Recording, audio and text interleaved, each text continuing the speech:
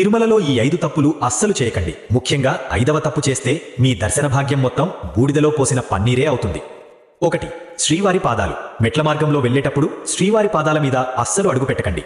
వాటిని తాకి నమస్కరించుకోవాలి, కానీ వాటిపై నిలబడి ఫోటోలు దిగడం మహాపాపం. 2. అద్దంలో చూసుకోవడం. కొండపై ఉన్నప్పుడు పదే పదే అద్దంలో ముఖం చూసుకోకూడదు. అక్కడ అందగాడు కేవలం ఆ వెంకటేశ్వరుడు మాత్రమే. మన అహంకారాన్ని తగ్గించుకోవడానికే ఈ నియమం. 3. తలలో పువ్వులు. తిరుమల కొండపై పూసే ఏ పువ్వునైనా సరే మహిళలు తలలో పెట్టుకోకూడదు. అక్కడి ప్రతి పువ్వు కేవలం స్వామివారి సేవకే అంకితం. మీరు పెట్టుకుంటే అది స్వామి సొత్తును దొంగిలించినట్టే. 4. వెనక్కి తిరిగి చూడటం. దర్శనం ముగించుకుని కొండ దిగేటప్పుడు పదే పదే వెనక్కి తిరిగి చూడకూడదు. వెళ్ళి వస్తాను స్వామి అని అనకూడదు. కేవలం మళ్లీ వస్తాను అని మనసులో మొక్కుకోవాలి. 5. కళ్ళు మూసుకోవడం. గర్భగుడిలో స్వామి ముందున్నప్పుడు కళ్ళు మూసుకోకండి.